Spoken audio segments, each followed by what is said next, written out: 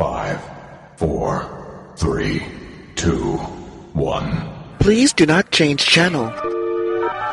From Krypton Radio, brought to you by Famous Faces and Funnies and Off the Chain with Yvonne Mason, it's the Hanging with Web Show Radio Hour, the Internet's premier pop culture talk radio show. You're tuned in, you're logged on, and now your hosts, GW Pomichter and Christian Basel. Who are you hanging with? This is Halloween, fun is free, this is Halloween, everybody trick or treat. All right, welcome Krypton Radio and Hangin' with Web Show audiences everywhere. You are listening to the Hangin' with Web Show Radio Hour. I'm GW Pomichter. And this must be the Halloween special. I'm Christian Basel. That's right. This is the Halloween episode. We are ramping up for Halloween. We've got some great guests coming on the line with us tonight. We have the great author Melissa Gibbo here in the house with us. We have author and paranormal investigator Dennis Webster, and we have author Julia Mills. We're going to talk about the monsters and myths and legends of Halloween tonight. It's going to be a good time. And Christian, this is one of my favorite holidays. It's ranking up there with Christmas as one of the two. They kind of run neck and neck to each other. The only bad part about Halloween is we don't get a day off. That's true. I think we need a day off. I think, yes. Yeah, a recovery from Halloween. Trick-or-treating is tough work, everybody. I know. It is. And I don't care how old you are. You can still go trick-or-treating. I do. Of course, we have Cosplay Michael, so that doesn't really count, I guess. But it's an excuse. Whatever works. So we get to go out and indulge our sweet tooth and look at all the monsters and mayhem running around town. It's a lot of fun.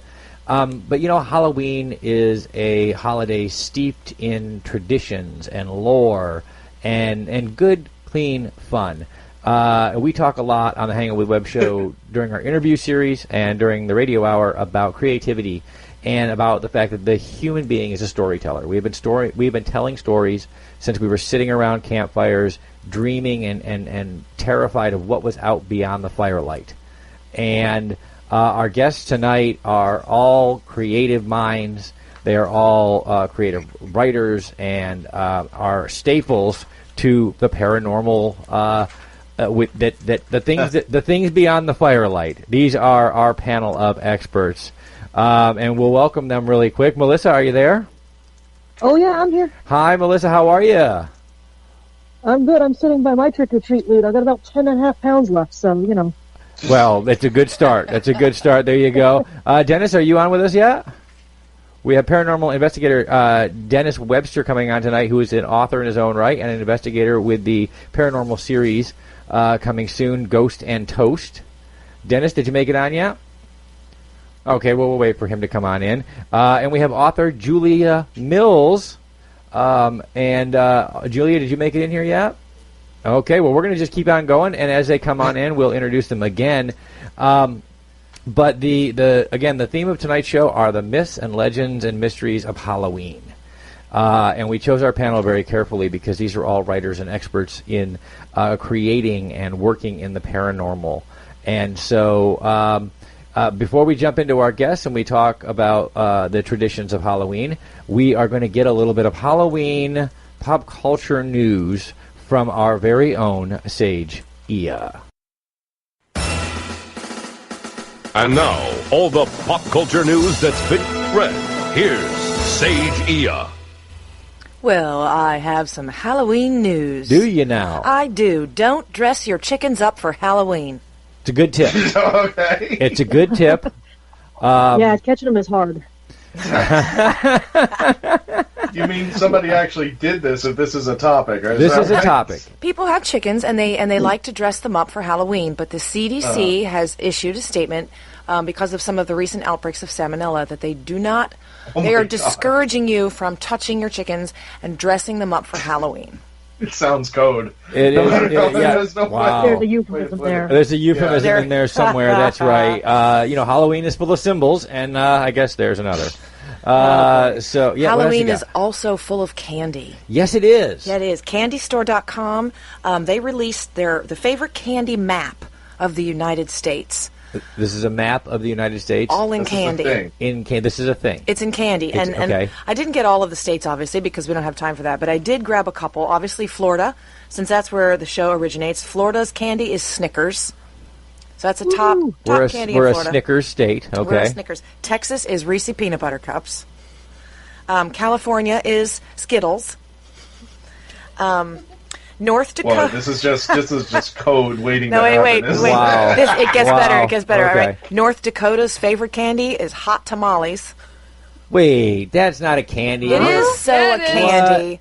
Okay. Hot tamales, they're shaped like the Mike and Ikes, but they're hot. Oh, okay. All right. And then, I'll give it to you. And then Maine are the Sour Patch Kids candies. Now this does not surprise me. Maine being, and it's Halloween, so we can say Maine being the Stephen King state, or one of the New England area there, and so that doesn't surprise me. They would have the Sour Patch Kids, of course they would. Wow, that's so we're the whole U.S. from here. Where do you go from here? We go to Halloween costumes. We might not be able to dress up our chickens for Halloween, but we can dress up our people. That's good. Okay, except for Yandy's put out a Red Maiden costume. Which is Maiden. It's the knockoff for the Handmaiden. All right, that's costume. great. That's funny. I do want to say we were browsing the costume aisle at the store the other day, and then there was an article online. It was the top 25 knockoff costumes that are like not licensed, so they can't be Harry Potter or they can't be whatever. They're not licensed, but they still want to have the same thing. And so we saw Hermonen Grinder. I just remember it was Henry Porter's. Yeah, from Henry Porter. Yeah, and I was like, really? And it was just dead knockoffs. It really was. And so you have the Red Maiden from. Well, but you can't get that. They pulled it. Yeah, because it had licensing issues. Well, no, obviously. it encouraged female oppression, and the outcry went crazy, and so they pulled their costume. Had anybody when they did that? Did they actually see the show? Because it tells a story of female oppression, but The Handmaid's Tale, we could do a whole episode on just Handmaid's Tale, where it is not encouraging; it is actually warning. Well, it was because it was the Offred's red dress. It was the Handmaid's. No, I guess I get it. Costume, I guess I get it. But yeah, I mean, obviously, yes. I see where they could have some issues, but at the same time, I also see where these are. If you share the story again, that's the show tonight is about that, sharing the stories. At this time of year, and if you share the stories and you hear the warnings and you heed the warnings, then you can avoid such horror, and as The Handmaid's Tale. So exactly. Google Frightgeist. They revealed their top trending Halloween costumes. Okay, and it's very interesting because the number one is Fortnite. Is there one particular character? No, there isn't. But it reminded me, I saw a thing about Fortnite, and it's called Fortnitemares.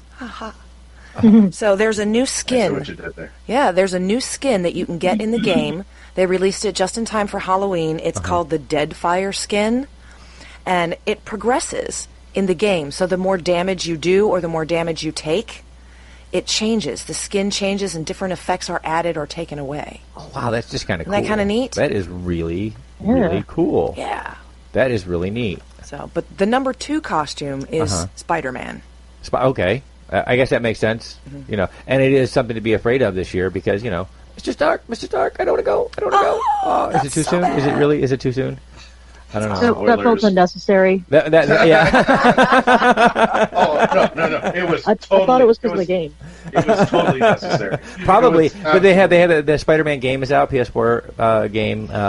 They have things coming, and of course we're priming ourselves for Spider-Man: Far From Home, which is the next in the Sony Pictures addition to the MCU.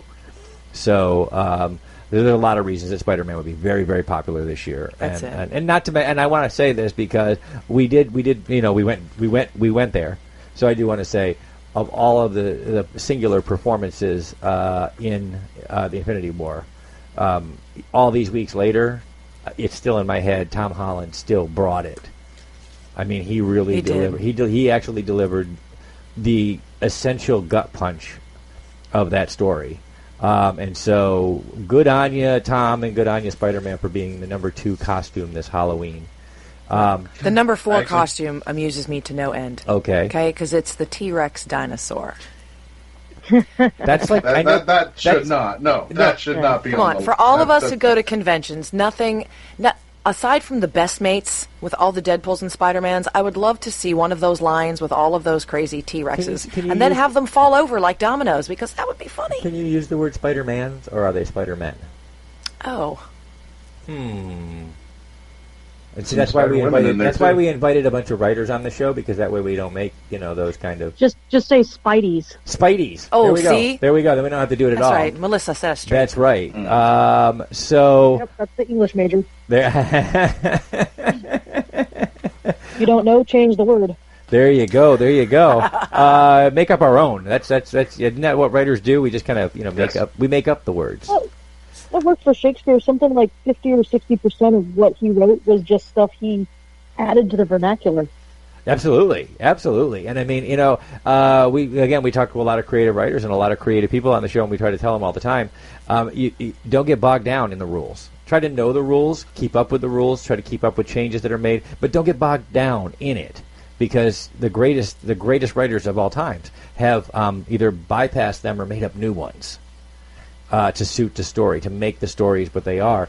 And we're talking tonight about Halloween, so we're talking about the horror genre, we're talking about the paranormal genres, and these are places where if it makes the story more palatable, we'll make up a word, we'll make up a monster.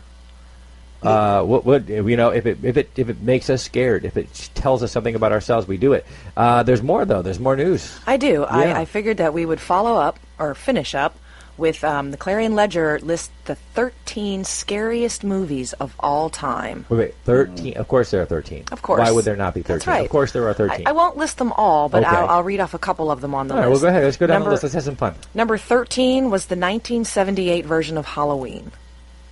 Yeah. With I'm gonna go with the yeah. first time we all got to meet Michael Myers, and he stood there and just stared at us. And it which is creepy. It is creepy. Which is creepy. I saw Michael Myers staring at me at a convention in Tampa recently, and he just stood there at the top of the stairs, very menacing like. He looked really cool. Yeah, he did. It was really creepy, though. That's it. Nightmare on Elm Street is number 10. Mm-hmm. Okay. Hellraiser is number 9. Okay. Poltergeist was number 6. I want to point out, so far, all of these movies are 25 and 30 years old. Hey, they are. Yeah. I mean, we just did scary really well. We did, because number 4 is the Texas Chainsaw Massacre. See, that's not scary to me. That's the original one. That's just fun. That's just That's not like I mean, it's creepy, but it's not scary. A lot of Matthew McConaughey did a really good Texas Chainsaw Massacre in the latest version. That one kind of scared me. Okay, all right. What else you got? What get to the top ones? Okay, the top 3. Okay, top 3. Number 3 is the Blair Witch Project. Really? Yeah, that's what I thought. I got to give it to them, because if it was just the way that it was, and you did the way that the marketing on that worked. I mean, if you didn't know what this was about, and if you had no clue what was going on, then the story worked. Blair Witch 2 and 3, I think they should have stopped it. I will say they made a 3. Yeah, they did. I will say Blair Witch, the Blair Witch Project, was the perfect planning and execution of an entirely new way of telling a story on film. However, it was singular in its ability to do so well. Other films that have tried to use those same techniques and things like that have fallen way short, because it's a one-off. It's one of those stories and visual stories that can be told that way, but you can't repeat. It's not formulaic, which is what made people like it. And when you start coming back and trying to do it again and again and again and create a new formula, it falls flat. It falls very, very flat. I mean, it just doesn't have the production value that it needs. It doesn't have.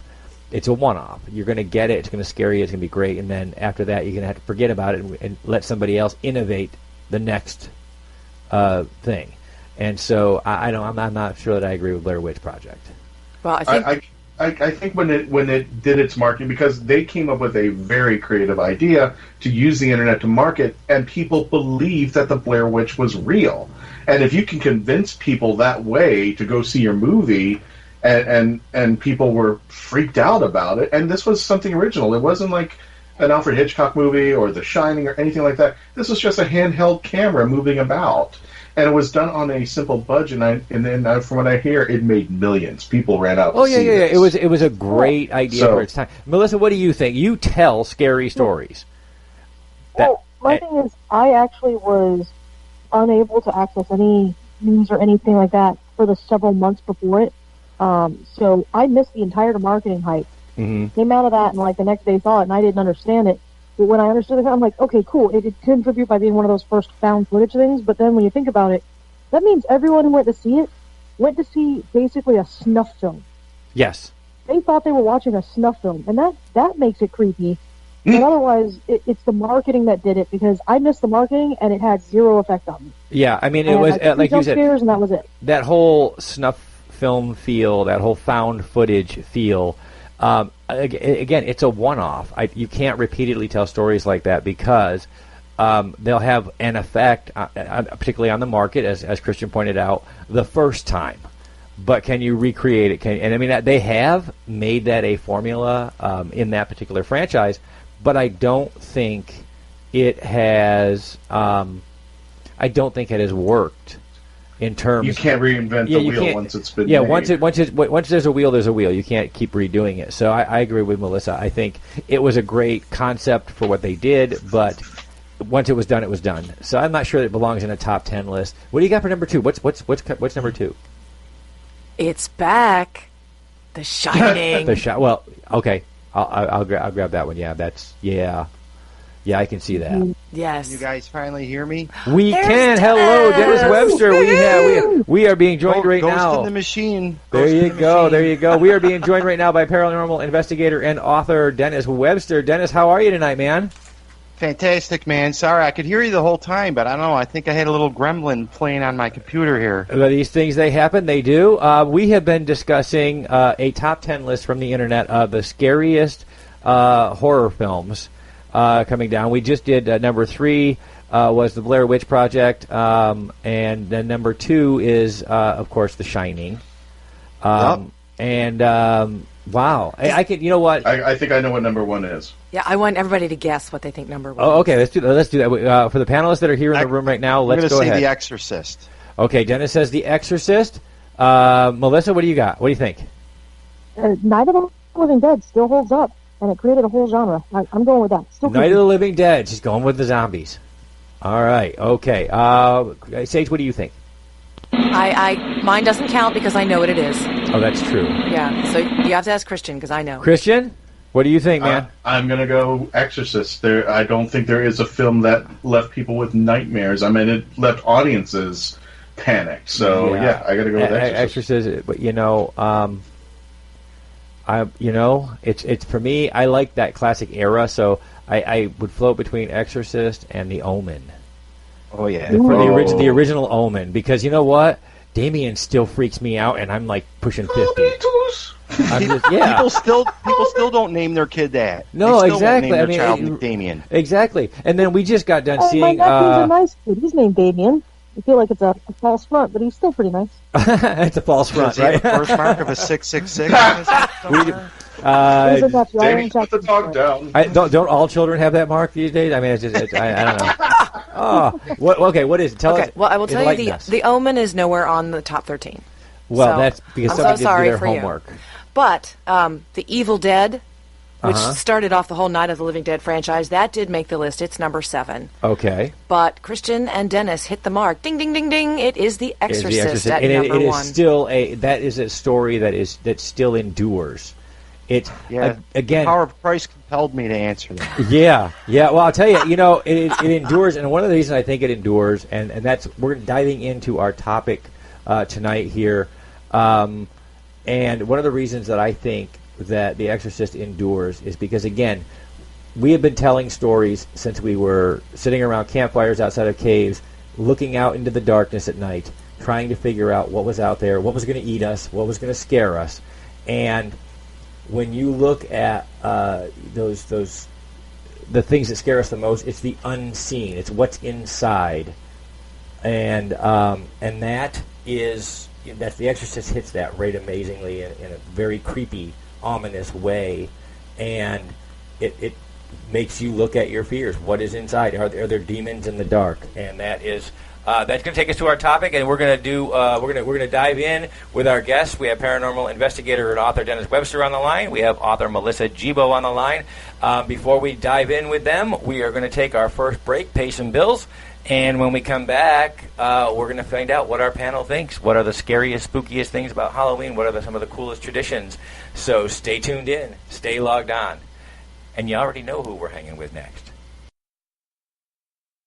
Famous Faces and Funnies in Melbourne, Florida is leading the way in pop culture fun. From comic books and graphic novels to Funko Pops and collector's items, Famous Faces and Funnies has it all. Rick Shea and the professional team at Famous Faces and Funnies are friendly and knowledgeable. Whether you're looking for toys, props, collector treasures, or a new comic book, Famous Faces and Funnies is your one-stop shop. To find Famous Faces and Funnies on Facebook and Twitter, just type at FFF Comics. Grab some altitude and adventure together at Pound the Grape. It's all about an adventure above the crowd. There's always something different happening there, from painting to food pairings to dancing. But one thing's rock solid, people sharing incredible wines from around the world. And if that's not what puts Lift under your wing, try their craft beer. Grab some altitude and adventure at Pound the Grape. Find more at poundthegrape.com. Poundthegrape.com. Pour a glass of adventure. Channeling the Mothership is an exciting journey into the higher mysteries. Certified psychic medium and clairvoyant Jerry McDaniel's readings, writings, and messages have been received by thousands of people in more than 45 countries. These messages have been obtained by channeling his higher self. How does he do it? Is it a blessing or a curse? And what lay beyond the reach of your five senses? These mysteries and so much more are examined in this explosive book, Channeling the Mothership. Explore the mysteries of the spiritual and the metaphysical. Channeling the Mothership by author Jerry McDaniel. Available on Amazon.com today. From author Sherry Rensler comes the Evening Bower series, a prophecy from the lost city of Atlantis, a pairing whose union will change the future. Magical creatures, prophecy, destiny, and love collide in a new kind of romance. It's Sherry Rensler's Evening Bower series, a haunting and compelling tale pulled from humanity's lost histories. Begin the adventure with Time and Blood on Amazon.com today. Forever is only the beginning. Now, back to GW, Christian, and Sagea. All right, welcome back, everybody. You are listening to the Hangin' with Web Show Radio Hour. I'm HWW Pomichter. I'm Christian Basel. I'm Sage Ia. And we are on the line right now with paranormal author Melissa Gibbo and paranormal investigator and author Dennis Webster. And we're talking about the traditions, myths, mysteries of Halloween and the Halloween season. And we just talked a little bit about what made the top 10 list for horror movies and horror stories. And everybody, well, we all had a different choice for what we thought was number one. Number one turned out to be The Exorcist. And I want to dive into that just a little bit and talk from a storytelling perspective and from an investigative perspective with Dennis. What makes a story like The Exorcist so enduring and so frightening that here it is 40 years later, and this is still one of our top 10 horror stories. I think because it's yep, Dennis. Yeah, I would say it's based on a real story. It's based on a true story. It's something that people can connect to. You can actually, we go to church and we believe in religions, I guess, and gods and whatnot, and demons and being possessed. People connect to it. Yeah, and one of the things I think is most interesting about a story like that is that it's not a monster that you can see. It's an unseen thing, and that's what human beings are most afraid of, the things we can't see. True, it's excellent. Yeah. And so, Melissa, what do you think? Why does a story like that endure so long? You are an author who's created many, many, many a monster and many, many, many a stories. So why do you think that something like The Exorcist endures for so long? Well, it's not just the story itself, it's the story about the story. Like I said, it's based on a real thing, but then there's, the whole legend of all the curse that hit with it and all the things that happened on set and the things that happened to people after, and it adds this sort of overwhelming tone that this is terrifying because it's not just an unseen force, but it's an unseen force you can't fight. Even in the movie, they're not fighting it. They're channeling and praying and trying to get God to help in. They have to ask another invisible force to protect them, and they have no idea if it's going to work. It's very true. It'd be very true. It's one of those things where there's nothing whether you're the listening to the story or watching the movie or participating in it, there's nothing you as a person can do. This is one of those things where not only are the monsters unseen, as it were, but so is the solution. We have to rely on an unseen force. And that's not something human beings enjoy doing. We don't enjoy relying on outside forces. That puts us in a very uncomfortable place. So that's very true. I mean, it's again, all of the things around the story, and of course, it has built, in those 40 years, it has built a legend of its own around it. Well, it also keeps on going because they recently just did the television series. Yes.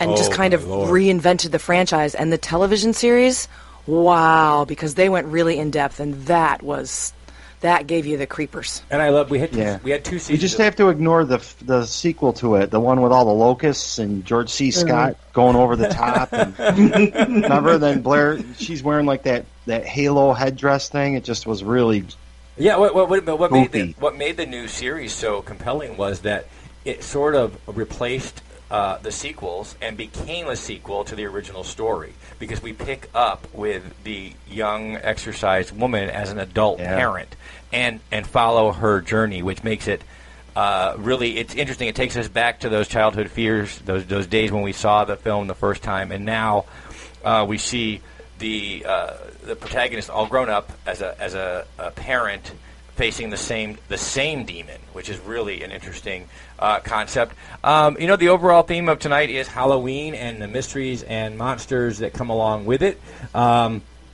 Right now we have Melissa Gibbo, an author, and in this field, and we also have Dennis Webster, the paranormal investigator, also an author. And coming up, you have Ghost and Toast premiering, right? We actually had our big screen premiere a couple nights ago, so we're about to go onto our YouTube channel with that. It's a paranormal cooking show. Fantastic. Talk about how does that work? That is awesome. All right, so tying food into the paranormal, like a haunted bed and breakfast. For instance, we did a haunted Scottish inn where they cook traditional haggis, and they have a ghost there named Scotty that people see in a kilt. Wow. So we do like a cooking segment and then a ghost investigation. And so the show is like a food review / reveal of the evidence. Wow. Okay, well, you know what? We're going to dive into the mysteries and traditions of Halloween. And that's how we're going to start out. We're going to ask everybody for their favorite, your favorite myth or monster. Now, I'm going to assume that we know Dennis's, but you never know. It might be something different than we think. But we'll start with Melissa. Melissa, favorite Halloween monster. What's beyond the firelight for you? What's your favorite? My favorite has always been vampires, just because they're human but beyond, and they get to blend in, so you never know. Especially with modern electricity, who would know there was actually vampires around? There's a lot of people with their shift jobs. Yeah. Well, and the vampire has always been probably one of the best metaphors for the outsider, and the outsider makes us afraid. New people, again, in the modern day, vampires blend in. They're just regular folk walking around. They'll eat you. That's not a good thing, generally speaking. So what are your favorite vampire legends, Melissa? Are they the scarier vampires? Are they the more seductive vampires, the Anne Rice vampire? What is your favorite variation on that theme? It depends on my medium. When I'm reading books, I like the ones who are just no cares. I've got a disability, and there's really no consequence except I have to outlive everyone. So I'm just going to hypnotize. I'm going to go crazy and do all the terrible things I've ever wanted. Kind of. I like the dark side of it. But when I'm watching a TV show or a movie, I'm all very into Associate Angel, and Trevor Knight's still my favorite. So that are the brooding ones. Oh, that path. Well, that again, it inserts that humanity into the story, because what would the average person feel like if they were the monster?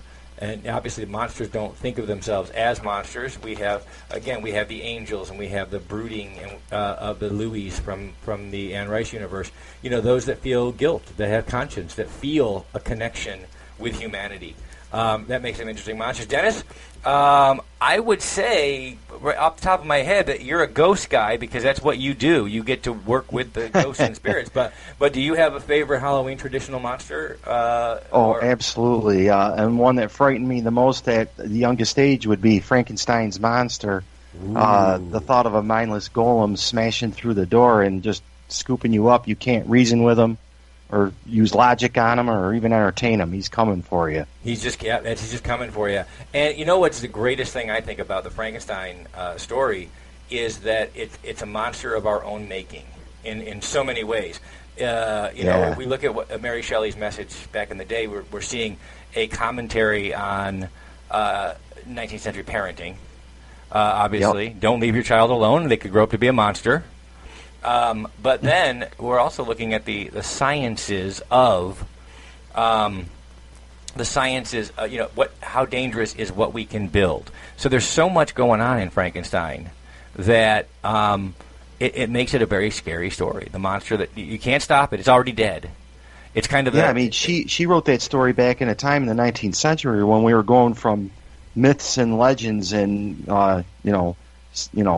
curses to the scientific realm. So that was that crossover where you could take body parts and reanimate a human. Yeah, which is a frightening story, I think, for anybody. What's that? Go ahead. Yeah. Oh, I always felt bad for the monster. I mean, he didn't ask to be brought back, and he's got all these different pieces, and it had to be confusing, and he can't even communicate because the brain probably hasn't picked up right. In that original... He might have just wanted a hug. Yeah, really? In the original movie, what frightened me the most was, he thought the girl would float like the flower, remember? And he picked her up and threw her in the river. Yeah, well, no, and that was a whole notion. Again, we look at the environment of our writers, and Shelley was giving us a great commentary on, 19th century parenting and the fact that children were growing up without guidance and without education and without knowledge, and so here's this monster. Times haven't changed. Yeah, well, and here's this monster out there, and here he is. He's been pieced together. He didn't ask to be brought to life. He didn't ask for life. He's not been educated. He's not been nurtured in any way, and he thinks that a little girl will float like a flower. He, is. And again, Melissa hit it right on the head. What he needs is a hug, and what he's going to get is a village full of angry townspeople with pitchforks because he is a frightening creation and a creation of our own making. Both are great, traditional Halloween monsters, of course. Christian, what do you think, man? Do you have a favorite or one that is most frightening to you?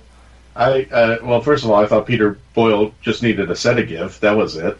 Nah, I love it. I love it for all of you out there. I thought that's all they wanted. Hopefully everybody out there in Radioland gets that gag, because if you didn't, come on. You're not really into Halloween if you don't. It's Frankenstein. Frankenstein, yes. Igor. That's right. We changed. Y'all want to have a roll in the hay now. Outstanding. Well, do you know what else? What is scary? Because we were talking about things that are mindless, and that's the werewolf. In the sense that when the werewolf turns, that they lose who they are. And become just the mindless beast of a werewolf. So he could turn on his loved ones, even though in his normal state he would never, ever do that.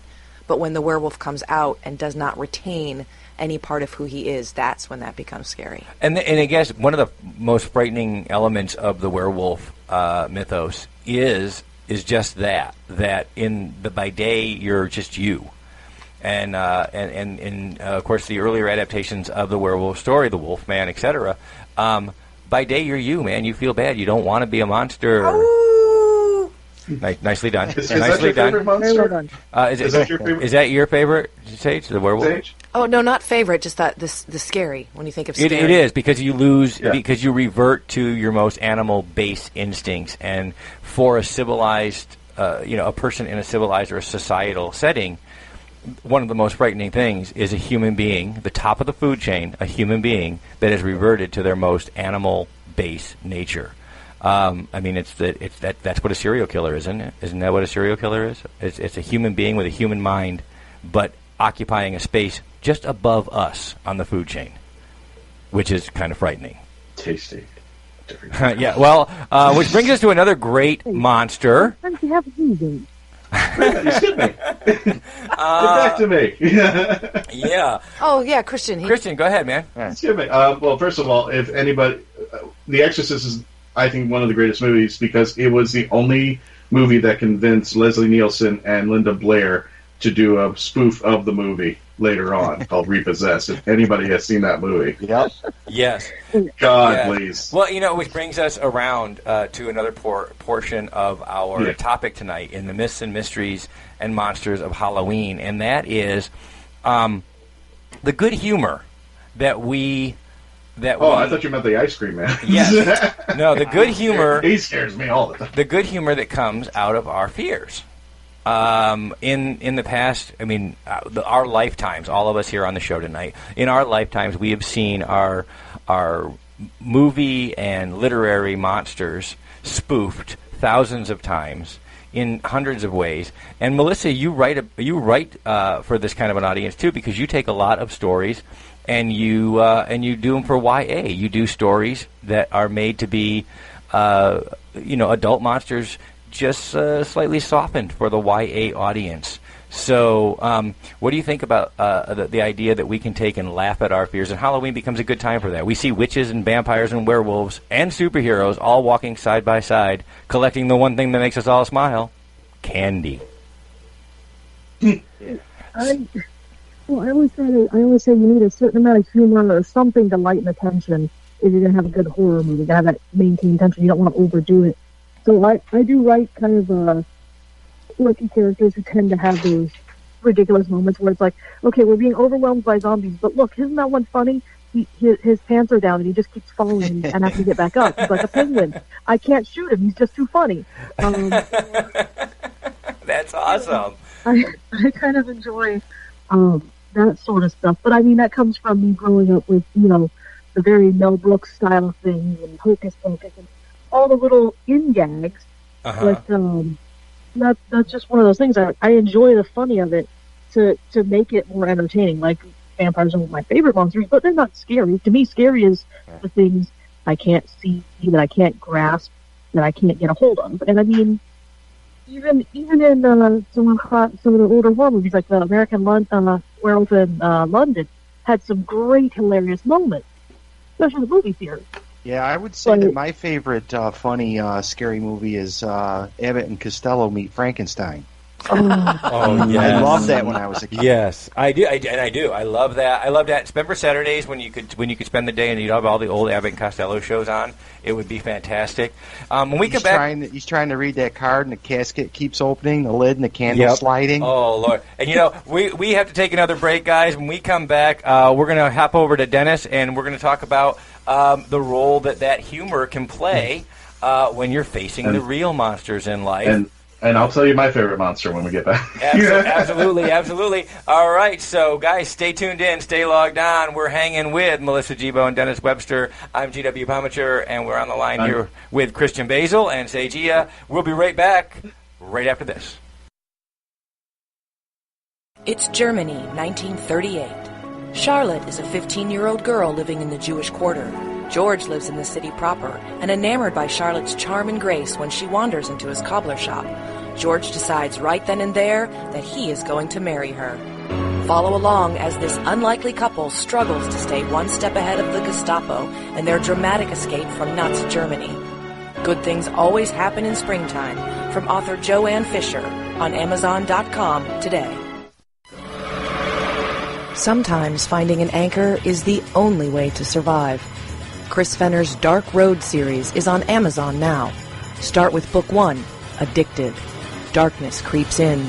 Continue with Book 2, Damaged, and the series finale, Avenged. Not every battle can be won alone, and sometimes it takes a little light to defeat the darkness. Chris Fenner's Dark Road series on Amazon.com today. The Hanging with Web Show Radio Hour on Krypton Radio, bringing you the very best in pop culture talk radio. Each Thursday at 7 p.m. Eastern, 4 p.m. Pacific, the Hanging with Web Show Radio Hour with your hosts GW Pomichter and Christian Basel, who are hanging with rising pop culture newcomers as well as superstar icons. The Hanging with Web Show Radio Hour. Tune in Thursday, 7 p.m. Eastern, 4 p.m. Pacific. Who are you hanging with? We all have one shot at life. Rambling Across America by Tommy Ray is an adventure about chasing dreams. In brilliant prose, follow Tommy Ray through personal experience, inspirational quotes and photos from his Confessions of a Dreamer tour. Woke one night from a dream, Tommy resigned his safe, secure position and took a leap of faith. Now, he invites you to follow his journey. Rambling Across America by Tommy Ray. Get it on Amazon.com because today is going to be ridiculously amazing. Hi, I'm Cosplay Michael with the Hangin' with Web Show, and you're listening to Krypton Radio. And remember, cosplay's for everyone. All right, welcome back, everybody, to the Hangin' with Web Show's Radio Hour. I'm GW Pomichter. I'm Christian Basel. Welcome back, everybody. And we are on the line tonight with author Melissa Gibbo, the author of the Nova Nocte series and Nightmare House. We are also joined tonight by paranormal investigator and author Dennis Webster, the author of Haunted Old Forge, which is based on true happenings in Old Forge, New York. Both of these guys are great Hanging with Web Show alums, and we're so happy that they joined us tonight as we discuss the myths, monsters, and legends of the great holiday of Halloween. And we left off, we were talking a little bit about the role that humor plays in dealing with our fears, and the role that it has played in the traditions of Halloween, and the way we tell stories and the way we perceive stories. Well, Dennis is a paranormal investigator. He sees the scariest stuff in the most real environments. Dennis, can you tell us a little bit about how good nature, good humor, how you've used those things in dealing with your work? When we do our paranormal investigations, our particular team, the Ghost Seekers of Central New York, we take a different kind of tactic. We're very gentle and easygoing. We even laugh and joke. It's almost like we're acting natural, and it seems to bring the spirits out. I think ghosts long for the pleasures of this world: laughter, fun, food, smoking a cigarette, drinking a beer, all the things that they leave behind. Smoking a pipe. There you go. Christian, you never got a chance to answer our last question, which was your favorite monster this time of year. Oh, yeah. And speaking of The Exorcist, I would say the devil, him or herself. What kind of entity how can you find an entity that can possess, that can change objects, control people, and sometimes I wonder how people in movies can fight the devil when the devil has an arsenal of everything that they have at their disposal, and all the devil wants to do is just basically humiliate you to death, is just to find that one thing that's going to, not only does it kill you, but it has to make sure that you feel sorrow and you feel despair on the way out the door. And that, I think, is the worst kind of thing that can happen to anybody as they're going to die. So I think that the devil is incredibly. And Christian, you hit it right on the head, and you brought us right back. It's great. Christian's always really good at this. He brings us right back around to where we were, which is awesome. Because again, how we deal with the devil, how we deal with what we perceive as the evil without, is often through laughter and humor. We just got to see we've seen it in comics before, but now we just got to see it on TV. The recreation of the devil as Lucifer in the hit TV series, which is based on a DC comic. Where we deal with the devil in a humorous way. How would the devil fit into our world today? With this is an archaic evil, and so where would he live? What would he live like in the world today? So he shows you that devil may care attitude completely. Oh God! Can you believe she just did that? Oh my Lord! Wow. Yeah, she did. She did. Wah, wah, wah. Wow. But he's not sending me back to high school. Wow, guys. Well, over the years, as the holiday of Halloween has evolved, and we've come to celebrate our monsters, myths, and legends, we take a lot less serious tact at several of our ghosts and ghouls than we did, in earlier days. And so, when comparing the modern adaptation of our creatures to their historical and sometimes and again, Dennis, it comes from an environment sometimes very real roots. How do you think things compare? We'll start with Melissa, and we'll ask. Walking down the street on any given Halloween, you can find very colorful witches and vampires and werewolves and zombies. How do they compare with their roots, and what do you think of their evolution as a part of our popular vernacular? For the most part, if you're walking down the street for Halloween, you're looking at all the decor and stuff like that, it's the Disney-fied version. It's, it may be a ridiculously terrifying and grim version originally, but then, it's really softened, You don't have the Nosferatu vampires. You have, your Lestats and your, maybe you get a Castlevania one type thing, but you're not going to get a lot of really over-the-top story and all that. The zombies, yeah, those are pretty accurate, but most of them have been very Disney-fied, as far as how toned down they are. For, for little kids, like, you don't see enough killer clowns now when you go down the street, only at, like, horror nights and conventions and stuff. Aren't all clowns killer clowns? Yes. Clowns they're pretty terrifying. Dennis, like I said, you deal with this stuff in real life, and but when you walk down the street, there are there are still plenty of kids in sheets, still plenty of variations on the theme of ghosts and spirits, goblins and ghouls, as it were.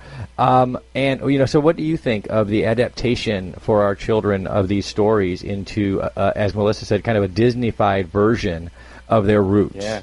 Well, it's interesting because originally Halloween was like a pagan thing, and also originally people would dress up in costumes to fool demons or evil devil-like entities that were walking this earth looking to grab you and take them back with you. So you're kind of like blending in, where now last year I had someone knock at my door, and it was a father and daughter both dressed like Harley Quinn. So I gave them both the sneakers. Wow. Nice. But I agree, it's become Disney-fied, which is fun. I think they embrace it and fun. Something that was probably in the beginnings, it was very serious, and people used it as a way to disguise themselves from being taken to the underworld to something where, now I'm going to dress up, like, the person who's fallen and can't get up. Yeah, like I've come from the underworld in some cases too. Yeah. So, but with Halloween, I mean, when I started growing up there, I didn't really know what Halloween was truly all about. I mean, it was something that the parents dressed you up, you went around, you knocked on the door, you got candy, but as you grow up, you become more attracted to Halloween with the history that its origins, and how eventually it would evolve with the Irish coming to America and making it something bigger, and how it has evolved through time that it's become this. Oh, absolutely. And I mean, the reality, again, Halloween is for me, is the ultimate Americanized holiday, because it's an amalgamation of so many different things. It's an amalgamation of the harvest festivals and the Druid festivals of Europe. It's had its own. It's got elements of the Day of the Dead and the Festival of the Dead from Central and South America, and then we've got the all-American ability to commercialize anything. So if we can sell a costume, if we can sell a candy bar, it's on. But we've taken that and we blended it. And again, All Hallows Eve, for anybody that don't know the roots of the U.S. version of Halloween, All Hallows Eve was actually a Catholic adaptation of the fall festivals of the day. It was their way of assimilating. And so what they did was the next day after All Hallows Eve is All Saints' Day.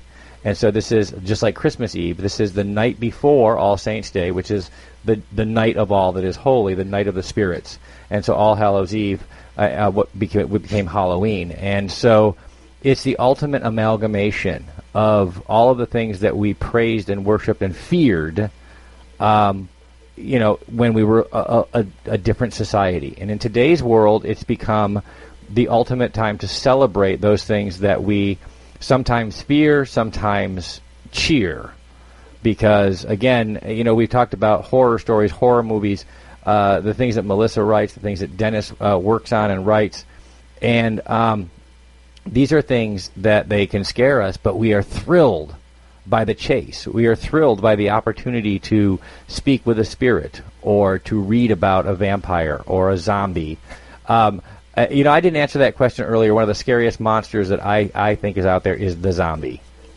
The idea of the proverbial living dead walking among us, which harkens to what Dennis does. There are the spirits that he's dealing with. This is a representation of death itself coming for you. You can't beat death. It's going to beat you in the end.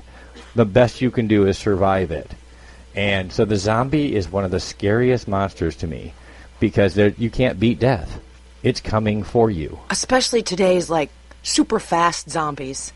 In our day, video game zombies are not zombies. I don't know what you call them, but slow. Yeah, not today's. No, video game zombies are not real zombies. They're something weird about them. They can chase you and jump and do flips and martial arts zombies. That's just wrong. Well,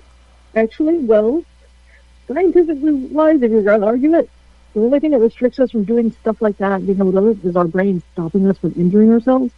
If that part of the brain is gone, zombies would start out that way. They'd be almost superhuman, and as they destroy parts of their body doing that, they would deteriorate into the slow-moving ones we know. Ooh. Oh, she's good, and that is scary. And again, it is, and again, the zombie is death incarnate. Death is coming for you. It will win in the end. And I think there's a lot to be said about because I actually fear the walking zombies than the running, because the walking does not stop. They continue on, and no matter how far they have to go, no matter what they have to do, what they have to break in, what they have, it just doesn't stop. And like you're saying, that death comes for all of us. It's a way of reminding us to say, it will not stop. It's going to eventually get you, no matter where you go, no matter where you hide. It'll eventually figure out a way to get to you, and that's it. Yeah, and you're right. The walkers are particularly frightening in that way because they are death incarnate, and they are coming slowly and steadily it's and always. Interesting, the whole progression of zombies, because they started out as like a voodoo Haitian thing, where they would blow pufferfish or coudre poudre in your face and put you into a trance and then possess you as a slave, and that's how zombies originally started. And you talk about Americanized with, the Walking Dead movie there. Yes, well, yeah, through literature and television and film, we've amended and altered the zombie. It originally did start as the fear, I think, within the zombie lore in the Haitian tradition was that you could be controlled, that your spirit could somehow be subdued, and you could be enslaved through that subduction. The modern zombie is more, the fear behind it is death itself. Again, undefeatable, inevitable. The best we do is run and survive, which is what we all do, I think, every single day of our lives, is we run and we survive to the next day and the next day until one day we wake up and the zombie that is death is at our door. And, there's no way around that. It's going to happen. And, when you get back to it again, and again, back to Dennis, when that day comes, some days we're not ready. And so I guess we stick around a little bit and we create yet the next monster, which is the spirit, the unrested spirit. Yeah, the theory that we have is that it could be the old unfinished business, or sometimes we feel that ghosts could be traveling through a portal from one plane of existence to another to visit. And things like that. So not necessarily always, or sometimes people may not even realize that they had died and they need to be moved on. Wow. And that's where you use your mediums and your psychics, your empaths, your sensitives. and that type of work. So, Dennis, in your work, what is the scariest place that the scariest moment in your career as an investigator? Believe it or not, in a church. Up here, there's this old Russia church, 1818, and did not expect it. When we were in there, we encountered some very bad entities, and we actually had one of our investigators, we don't want to use the term possession, but she was channeling this angry spirit through her, and she was actually speaking in her voice and then in this male's voice. Ooh. And when you're in something at 2 o'clock in the morning and it's pitch dark and you have somebody you know talking in their voice saying, help me, and then the same person's talking saying, shut up, you know what? You know what I'm saying? It was, wow. It is funny. We laughed afterwards, wow. but at the moment it was incredibly frightening. Yeah, it sounds like my cell phone provider. Yeah. Awesome. Melissa, as an author and an English major, you are familiar with the histories and lores and mysteries and monsters of literature.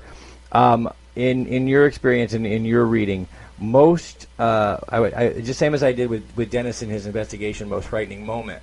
For you, studying and learning and researching, most frightening thing you learned about the topics and the lores in your research? I love to put them on the spot. It's a lot of fun. I honestly still the Shining, because it's still, every time I read it, I find something else that just creeps me out. Almost like the Topia is still, but I mean, as far as experiences, I did a little ghost hunting with friends in high school, and we're in Georgia. We went and found some old war sites, and that got eerie really fast when we got all the photos back and realized that there was a lot of just floating hand kind of figures up behind our one super skeptical guy, because he kept saying this is ridiculous, that there wasn't even anyone who died here, I think this is a myth, and that was eerie, because just looking through the photos. That is creepy. You go through the whole experience, and you have an intense and a good time and a fun time and a bit of a scare here and there, but then you get those photos back, and all of a sudden everything that you just went through and all the fun that you just had becomes intensely real. That's got to be that's quite a moment. That'd take you aback. That's quite a moment, guys. We're down to about 3 minutes here on the show. We could talk all night long some more. Christian, you and I are both, we get to deal with artists and authors and people a lot. We get to hear great stories. Most unusual or frightening Halloween story, real quick for you, Christian. What do you think? Oh, dear God, skip me. Come back to me. I can't skip you. We're almost at the end of the show. I knew you were going to come to me. We're almost at the end of the show, pal.